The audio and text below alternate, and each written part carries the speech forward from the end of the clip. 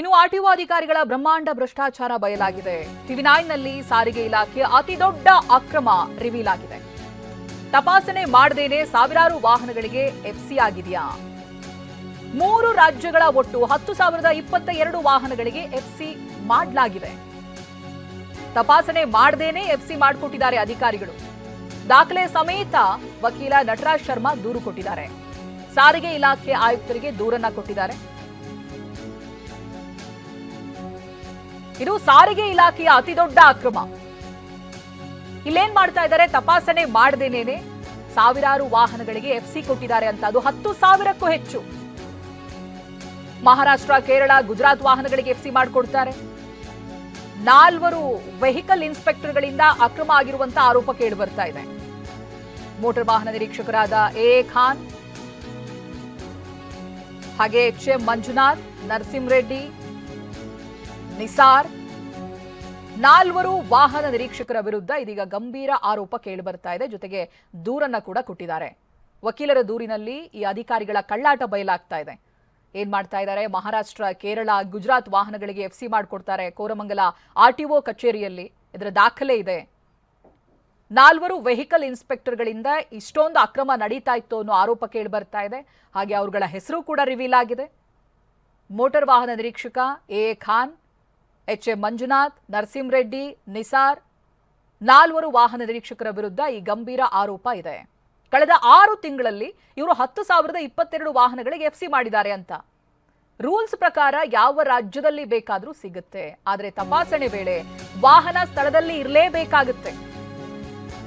ಇನ್ನು ಗುಜರಾತ್ನ 41 ವಾಹನಗಳಿಗೆ ಅಧಿಕೃತ ಎಫ್ಸಿ ಆಗಿದೆ. ಜನವರಿ 20ರಂದೇ ಈ ಸುದ್ದಿಯನ್ನ ಪ್ರಸಾರ ಮಾಡಿತ್ತು ಟಿವಿ9. ಟಿವಿ9 ವರದಿಯ ಬಳಿಕ ಸಸ್ಪೆಂಡ್ ಆಗಿದ್ದಾರೆ ನಿಸಾರ್ ಅಹಮದ್. ಅನಧಿಕೃತವಾಗಿ ಎಫ್ಸಿ ಆಗಿರುವುದರ ವಿರುದ್ಧವಾಗಿ ಸಸ್ಪೆಂಡ್ ಮಾಡಲಾಗಿದೆ. ಟಿವಿ9 ವರದಿ ಮಾಡಿದ ನಂತರದಲ್ಲಿ ನಿಸಾರ್ ಅಹಮದ್ನನ್ನ ಸಸ್ಪೆಂಡ್ ಮಾಡಲಾಗಿದೆ. ಕೋರಮಂಗಲ ಆರ್ಟಿಒ ವಾಹನ ನಿರೀಕ್ಷಕರಾಗಿದ್ದಂತ ನಿಸಾರ್ ಸಾವಿರಾರು ವಾಹನಗಳಿಗೆ ಎಫ್ಸಿ ಮಾಡಿರೋದು ಬಯಲಾಗಿದೆ. 41 ಅಲ್ಲ, 10,000ಕ್ಕೂ ಹೆಚ್ಚು ವಾಹನಗಳಿಗೆ ಎಫ್ಸಿ ಆಗಿದೆ. 4 ವಾಹನ ನಿರೀಕ್ಷಕರು ಭಾಗಿಯಾಗಿರೋದು ಕೂಡ ಪತ್ತೆಯಾಗಿದೆ. ಅದರಲ್ಲೊಬ್ಬರು ನಿಸಾರ್ ಅಹಮದ್. ಬೆಂಗಳೂರು ನಗರದಲ್ಲಿ, ಎಸ್ಪೆಷಲಿ ಬ್ಯಾಂಗ್ಳೂರು ಸೆಂಟ್ರಲ್ ಆರ್ಟಿಒ ಒಂದು ಭ್ರಷ್ಟಾಚಾರದ ಸಾಗರ ಅಂತಲೇ ಹೇಳ್ಬೋದು. ಎಸ್ಪೆಷಲಿ ಮೋಟಾರ್ ವೆಹಿಕಲ್ ಇನ್ಸ್ಪೆಕ್ಟರ್ಗಳು ಒಂದು ರೀತಿಯಲ್ಲಿ ತಮಗೆ ಮನಸೋ ಇಚ್ಛೆ ಕಾನೂನು ಮೋಟಾರ್ ವೆಹಿಕಲ್ ಆಕ್ಟ್ ಅವರಿಗೆ ಅನ್ವಯಿಸೋದೇ ಇಲ್ವೋ ಅನ್ನೋದು ರೀತಿಯಲ್ಲಿ ಸುಮಾರು 10,000ಕ್ಕೂ ಹೆಚ್ಚು ವಾಹನಗಳನ್ನ ಯಾವುದೇ ರೀತಿಯಾದಂಥ ಫಿಸಿಕಲ್ ಇನ್ಸ್ಪೆಕ್ಷನ್ಗಳನ್ನು ಮಾಡದೆ ಇವತ್ತು ಕೊಟ್ಟಿರ್ತಕ್ಕಂಥದ್ದು ದಾಖಲೆ ಸಮೇತ ನನ್ನ ಹತ್ರ ಇದೆ. ಅದರ ಮೇಲೆ ದಾಖಲೆ ಸಮೇತವಾಗಿ ನಾನು ಇವತ್ತು ಮಾನ್ಯ ಆಯುಕ್ತರಿಗೆ ದೂರನ್ನು ನೀಡಿದ್ದೀವಿ. ಇದರಲ್ಲಿ ಸುಮಾರು 4 ಜನ ಅಧಿಕಾರಿಗಳು, IMV ಇನ್ಸ್ಪೆಕ್ಟರ್ಗಳು ಇವತ್ತು ಇದರಲ್ಲಿ ಭಾಗಿಯಾಗಿದ್ದಾರೆ. ಅತಿ ಮುಖ್ಯವಾಗಿ ಇವತ್ತು ಆಲ್ರೆಡಿ ತಮಗೆ ಗೊತ್ತಿದ್ದಂಗೆ ನಿಸಾರ್ ಅಹಮದ್ ಅವರು ತಮ್ಮ ವಾಹಿನಿಯ ಒಂದು ಇದರಿಂದ ಇಂಪ್ಯಾಕ್ಟ್ ಇಂದ ಸಸ್ಪೆಂಡ್ ಕೂಡ ಆಗಿದ್ದಾರೆ.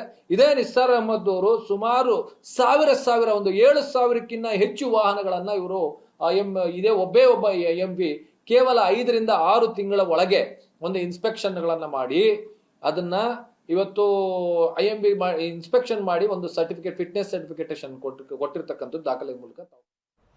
ಪ್ರತಿನಿಧಿ ಕಿರಣ್ ಇದಕ್ಕೆ ಸಂಬಂಧಪಟ್ಟಾಗಿ ಮಾಹಿತಿ ಕೊಡ್ತಾರೆ. ಕಿರಣ್, ಈ ರೀತಿಯ ಬ್ರಹ್ಮಾಂಡ ಭ್ರಷ್ಟಾಚಾರ ಆಗ್ತಾ ಇದೆ ಅಂತ ಟಿವಿ9 ವರದಿ ಮಾಡಿದ ನಂತರದಲ್ಲಿ ಒಬ್ಬ ಅಧಿಕಾರಿ ನಿಸಾರ್ ಅಹಮದ್ ಒಬ್ಬನನ್ನ ಸಸ್ಪೆಂಡ್ ಮಾಡಲಾಗಿದೆ. ಉಳಿದಂತ ಅಧಿಕಾರಿಗಳ ಮೇಲೆ ಕ್ರಮ ಯಾವಾಗ, ಎಲ್ಲಿವರೆಗೂ ಬಂದಿದೆ ಈ ಪ್ರಕರಣ? ಹೌದು ಚೈತ್ರ, ಈಗಾಗಲೇ ಕೂಡ ಕಳೆದ 21ನೇ ತಾರೀಕು ಗುಜರಾತ್ನ 41 ಶಾಲಾ ವಾಹನಗಳಿಗೆ ಅನಧಿಕೃತವಾಗಿ ಎಫ್ಸಿ ಮಾಡಿದ್ರು ಅನ್ನುವಂಥ ಒಂದು ಸುದ್ದಿಯನ್ನು ಟಿವಿ9 ಬಿತ್ತರಿಸಿತ್ತು. ಈ ನಿಟ್ಟಿನಲ್ಲಿ ರಾಜ್ಯ ಸಾರಿಗೆ ಇಲಾಖೆಯ ಆಯುಕ್ತರು ಈ ಒಂದು ಅಕ್ರಮದಲ್ಲಿ ಭಾಗಿಯಾಗಿದ್ದಂಥ ನಿಸಾರ್ ಅಹಮದ್ ಅವ್ರನ್ನ ಈಗಾಗಲೇ ಕೂಡ ಸಸ್ಪೆಂಡ್ ಮಾಡಿರುವಂಥದ್ದು. ಇದು ಒಂದು. ಎರಡನೇದು, ಕೋರಮಂಗಲ ಆರ್ಟಿಒದಲ್ಲಿ ಅನಧಿಕೃತವಾಗಿ 41 ಎಫ್ಸಿಯನ್ನು ಮಾತ್ರ ಮಾಡಿಲ್ಲ, ಸುಮಾರು 10,000ಕ್ಕೂ ಹೆಚ್ಚು ವಾಹನಗಳಿಗೆ ಎಫ್ಸಿ ಮಾಡಿದ್ದಾರೆ ಅನ್ನುವಂಥ ಒಂದು ದೂರು ಕೂಡ ಈಗಾಗಲೇ ಕೇಳಿ ಬಂದಿರುವಂಥದ್ದು. ಹೈಕೋರ್ಟ್ ಹೈಕೋರ್ಟ್ ವಕೀಲರಾಗಿರುವಂತಹ ನಟರಾಜ್ ಶರ್ಮಾ ಅವರು ಈಗಾಗಲೇ ಕೂಡ ರಾಜ್ಯ ಸಾರಿಗೆ ಇಲಾಖೆ ಆಯುಕ್ತರಿಗೆ ದಾಖಲೆ ಸಮೇತವಾಗಿ 4 ಅಧಿಕಾರಿಗಳ ವಿರುದ್ಧವಾಗಿ ದೂರನ್ನ ಕೊಟ್ಟಿರುವಂಥದ್ದು. ಕಳೆದ 6 ತಿಂಗಳಲ್ಲಿ ಅಂದರೆ ಆಗಸ್ಟ್ನಿಂದ ಜನವರಿ ಒಳಗಾಗಿ ಗುಜರಾತ್ ಇರ್ಬೋದು, ಕೇರಳ ಇರ್ಬೋದು, ಮಹಾರಾಷ್ಟ್ರದ ಒಟ್ಟು 3 ರಾಜ್ಯಗಳ 10,000ಕ್ಕೂ ಹೆಚ್ಚು ವಾಹನಗಳಿಗೆ FC ನೀಡಲಾಗಿದೆ. ಅಂದರೆ FCಯನ್ನ ಯಾವುದೇ ರಾಜ್ಯದಲ್ಲಿ ಬೇಕಾದ್ರೂ ನೀಡಬಹುದು, ಆದರೆ ಆ ವಾಹನಗಳನ್ನು ಫಿಸಿಕಲಿ ಟೆಸ್ಟ್ ಮಾಡಬೇಕು. ಆದರೆ ಈ ವಾಹನಗಳನ್ನು ಫಿಸಿಕಲಿ ಟೆಸ್ಟ್ ಮಾಡಿಲ್ಲ ಅನ್ನುವಂಥದ್ದು ನಟರಾಜ್ ಶರ್ಮಾ ಅವರ ಆರೋಪ ಇರುವಂಥದ್ದು ಒಂದು.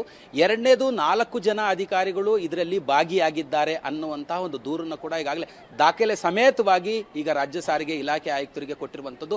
ಸಾರಿಗೆ ಇಲಾಖೆ ಆಯುಕ್ತರು ಇದನ್ನ ಸರಿಯಾಗಿ ತನಿಖೆ ಮಾಡಿದ್ರೆ ಯಾರ್ಯಾರು ಇದರಲ್ಲಿ ಭಾಗಿಯಾಗಿದ್ದಾರೆ, ಯಾರ್ಯಾರು ಪಾತ್ರ ಎಷ್ಟೆಷ್ಟು ಅನ್ನೋಂಥದ್ದು ಇನ್ನಷ್ಟೇ ಬಯಲಾಗಬೇಕಾಗಿರುವಂಥದ್ದು ಒಂದು. ಎರಡನೇದು, ಕಳೆದ ತಿಂಗಳಷ್ಟೇ TV9 ಈ ವಿಚಾರಕ್ಕೆ ಸಂಬಂಧಪಟ್ಟಂತೆ ಗುಜರಾತ್ನ 41 ಶಾಲಾ ವಾಹನಗಳಿಗೆ ಅನಧಿಕೃತವಾಗಿ FC ಕೊಟ್ಟಿದ್ದಂತಹದನ್ನ ಬಿತ್ತರಿಸಿತ್ತು. ಆ ನಿಟ್ಟಿನಲ್ಲಿ ನಿಸಾರ್ ಅಹಮದ್ ಅವರು ಈಗಾಗಲೇ ಕೂಡ ಸಸ್ಪೆಂಡ್ ಆಗಿರುವಂಥದ್ದು. ಅಂದ್ರೆ ನಿಸಾರ್ ಅಹಮದ್ ಅವರು 41 ವಾಹನಗಳಿಗೆ ಮಾತ್ರ FC ಕೊಟ್ಟಿರುವಂಥದ್ದಲ್ಲ, ಸುಮಾರು ಈ 10,000ದಲ್ಲಿ 90ರಷ್ಟು ವಾಹನಗಳಿಗೆ, ಅಂದ್ರೆ 10,000 ಅನ್ನುವಂಥದ್ದು ಏನಿದೆ ಅದರಲ್ಲಿ 90ರಷ್ಟು ವಾಹನಗಳಿಗೆ ನಿಸಾರ್ ಅಹಮದ್ ಅವರೇ FCಯನ್ನ ಕೊಟ್ಟಿದ್ದಾರೆ ಅನ್ನುವಂಥದ್ದು ನಟರಾಜ್ ಶರ್ಮಾ ಅವರ ದಾಖಲೆಗಳಲ್ಲಿ ಈಗಾಗಲೇ ಬಯಲಾಗ್ತಿರುವಂಥದ್ದು. ಅಂದ್ರೆ HM ಮಂಜುನಾಥ್ ಇರ್ಬೋದು, ನರಸಿಂಹ ರೆಡ್ಡಿ ಇರ್ಬೋದು, ಮತ್ತೆ AA ಖಾನ್, ಈ 3 ಕೂಡ ಇದರಲ್ಲಿ ಭಾಗಿಯಾಗಿದ್ದಾರೆ. ಅಂದ್ರೆ ಇವರು ಕೂಡ ಹೊರ ರಾಜ್ಯದ ವಾಹನಗಳಿಗೆ ಅನಧಿಕೃತವಾಗಿ FCಯನ್ನ ನೀಡಿದ್ದಾರೆ ಅಂತೇಳಿ ಸದ್ಯ ಈಗಾಗಲೇ ತನಿಖೆಗೆ ಆದೇಶವನ್ನ ಸಾರಿಗೆ ಇಲಾಖೆ ಆಯುಕ್ತರು ನೀಡಬೇಕಾಗಿರುವಂಥದ್ದು. ತನಿಖೆ ಮಾಡಿದಾಗ ಈ 4ರಲ್ಲಿ ಯಾರ್ಯಾರು ಎಷ್ಟೆಷ್ಟು ವಾಹನಗಳಿಗೆ ಯಾವ್ಯಾವ ರಾಜ್ಯದ ವಾಹನಗಳಿಗೆ ಅಂದ್ರೆ ಫಿಸಿಕಲಿ ಟೆಸ್ಟ್ ಮಾಡಿದ್ರು ಇಲ್ವೋ ಇವೆಲ್ಲವೂ ಕೂಡ ಗೊತ್ತಾಗ್ಲಿರುವಂಥದ್ದು. Chaitra. Okay, thank you Kiran Surya ಮಾಹಿತಿಗಾಗಿ.